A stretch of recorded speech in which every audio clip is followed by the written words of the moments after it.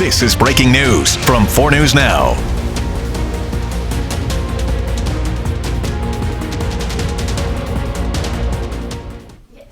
Good afternoon for 4 News Now. I'm Rob King. In just a moment, we're awaiting a press conference with Spokane Mayor Nadine-Woodward. Now, Mayor Woodward announced this press conference yesterday afternoon after the news broke that City Administrator Johnnie-Perkins had turned in his letter of resignation. Now, that letter of resignation we do have access to and has come through. And you can read on KXLY.com. You can see 4 News Now's Jordan Smith right there as he is live in the press conference room at City Hall right now. Again, just waiting for Mayor Nadine-Woodward to address the resignation. Now, Perkins was under investigation for sexual misconduct.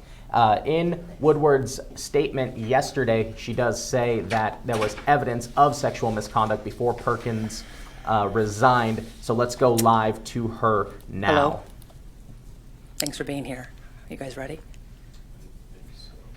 Everybody? Thumbs up. We are here today because of the courage of city employees who came forward and their trust in me as a leader to do the right thing, no matter the level of the organization or the cost. This is about our employees, the concerns they raised, and the expectation that those concerns would be taken seriously. Those concerns rose from intimate details shared by the former city administrator with employees about a relationship he was involved in. Those conversations took place in the workplace and by phone conversations after hours. Employees raised those concerns to a supervisor in early June. We did some preliminary evaluation and observation to understand the nature, the context, and the scope. That information was then referred to Human Resources for guidance and further inquiry following the next week.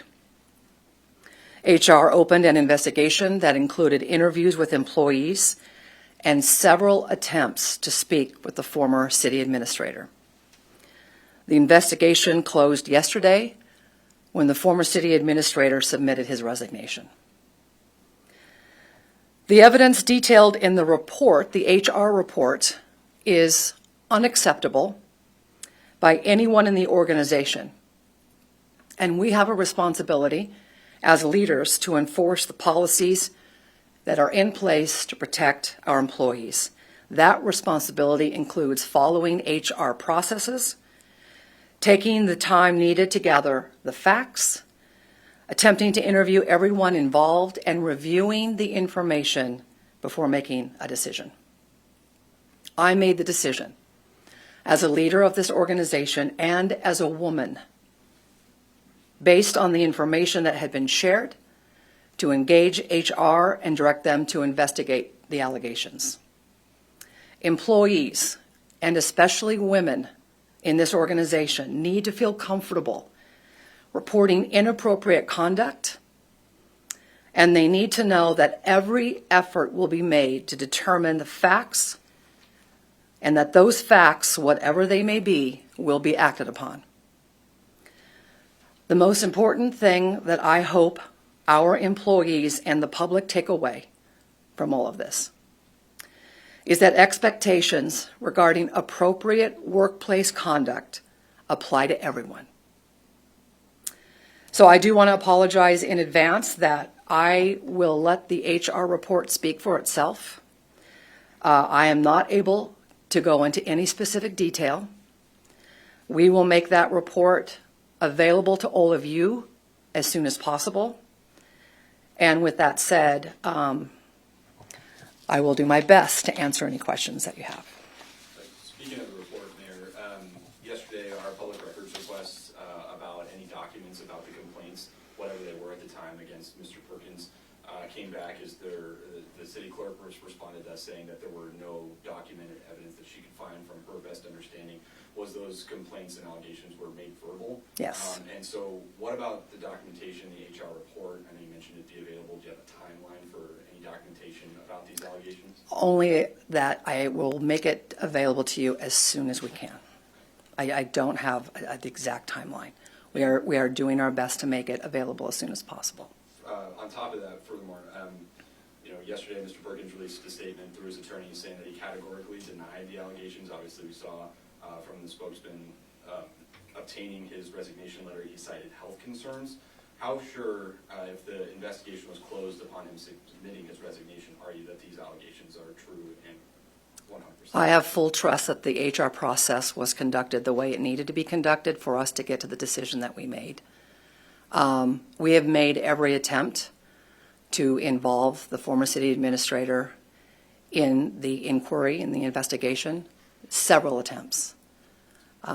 We closed without having that opportunity, and right as we were having a conversation with his attorney to try to get an appointment made for an interview, that's when I received his resignation. So just to be clear, again, you mentioned in your remarks that several attempts were made. So, Several attempts. So no communication, no interview officially with Mr. Perkins throughout this process? Our HR department did have an initial conversation, but it was not an interview. When we followed up to try to do that interview, we made several attempts and were not able to do that. Mayor, was this relationship with just one person within the city, or was this with multiple people who had come forward about this? I'm going to let the report speak to itself, And speak for itself. What his resignation was the closure of the HR investigation. What goes forward? Is there a way that reopens, or are there past investigations into the city administration? It's closed. It's closed. So no reopening. In past investigations, an outside firm has been brought in to investigate city employees who've been accused of misconduct. How come that didn't happen in this case? Our HR director determined that he would be able to conduct this investigation as the HR director. We did have outside counsel that then would that reached out to the former administrator's attorney. Just going forward, you appointed Garrett Jones interim city administrator. It's another interim position. What's kind of the process going forward? There've been discussions between the administration and council about that process. Yeah, he's been in an acting city administrator position. We moved him forward as an interim through the end of the year. And that discussion has been made with council, and they're comfortable with that. Is there going to be a search process for a new attorney, or will that wait until, or not attorney, administrator, excuse me, or will that wait till next year? Next year. Yep. Just thoughts on this. I mean, Mr. Perkins was hired 2021 in San Diego. There was some allegations there, some controversy when he was leaving San Diego on some handlings with moving city employees into a business there, or a building there that was later found out asbestos. There was some controversy there. And just going forward, I mean, your thoughts on just the whole situation and how we move forward from this? Well, we are moving forward. I have got an incredibly talented cabinet that will continue to do their job, and our entire organization will continue to provide the exemplary services that this community expects. This is a large organization, very large, and our employees take their responsibility very, very seriously. I mean, the only thing I would say is that unfortunately, there are times when I wish individuals would make different choices. Mayor, your administration has been somewhat criticized, particularly by your opponents, citing an inability to kind of hire and retain effective and responsible personnel. Do you feel like that's a fair assertion of this administration? Well, I think it's normal to have transition during administrations. Every situation of somebody coming or going is unique and different. This, as I mentioned, we have more than 2,000 employees. And so we have a dedicated team. And there has been transition, but that's normal.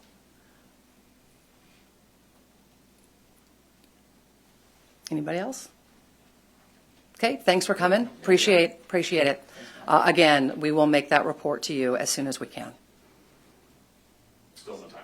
No, it'll come through the public records process, so. Yeah. You want to see Yes. Yes. we don't have. Thank you. Thank you. Thank you. Thanks.